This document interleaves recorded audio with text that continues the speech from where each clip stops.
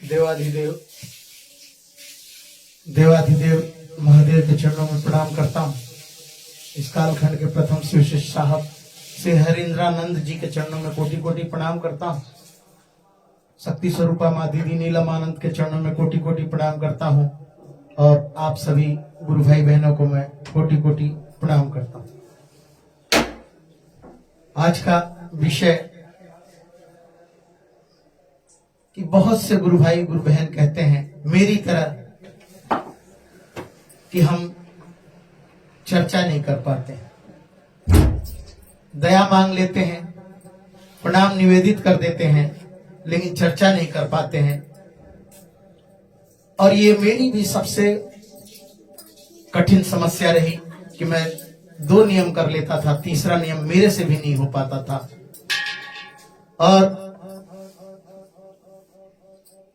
सबसे मुख्य नियम यही है कि आप जनमानस को बताइए। जब आपके मुख से उस गुरु का नाम निकलता है, आपके होठों से उस गुरु का नाम निकलता है, आपके मन से गुरु का नाम निकलता है, आपके मस्तिष्क से, आपके विवेक से गुरु का नाम निकलता है, वही चीजें आपके अंदर स्थापित होने लगती है। लेकिन इस समाज में हर व्यक्ति से बोलने में मन घबराता है और कई सारे गुरु भाई बहन ऐसे हैं जो कि किसी से नहीं कह पाते हैं। मैं खुद नहीं कह पाता था और ये मेरी सबसे बड़ी समस्या थी और इस समस्या से मैं बहुत ही परेशान था।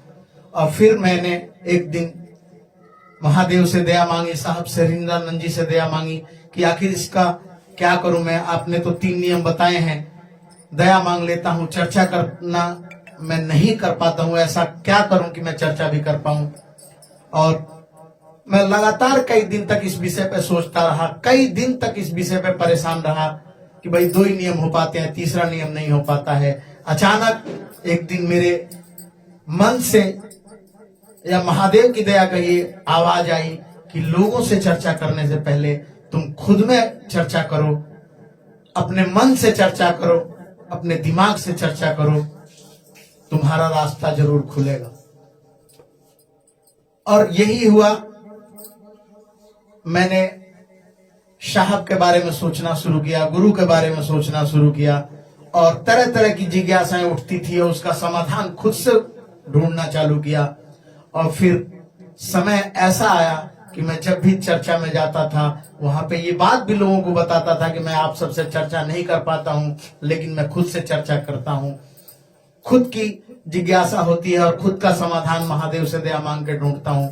और धीरे धीरे समय ऐसा आया कि मैं सभी गुरु भाई बहनों के बीच में जाके और बहुत खुले मन से अपने गुरु महादेव की चर्चा करने लगा था, साहब के 3 नियम करने लगा था। तो मैं चाहूंगा अपने सभी गुरु भाई बहनों से कि जो लोग चर्चा नहीं कर पाते हैं, प्रणाम निवेदित कर लेते हैं, दया मांग लेते हैं और चर्चा नहीं कर पाते हैं, वो गुरु भाई बहन सबसे पहले खुद से चर्चा करें कि मुझे महादेव के बारे में क्या कहना है, किस तरह से महादेव के रास्ते पे चलना है, साहब के द्वारा बताए नियम को मैं कैसे कर पाऊंगा। सबसे सर्वप्रथम आंसर खुद में ढूंढिए। मैं दावे के साथ कहता हूं कि आप पूरे जगत में चैलेंज करके बोलेंगे कि शिव मेरा गुरु है और शिव आपका भी गुरु हो सकता है। इन्हीं वाणी के साथ मैं आप सबको प्रणाम करता हूं। जय महादेव।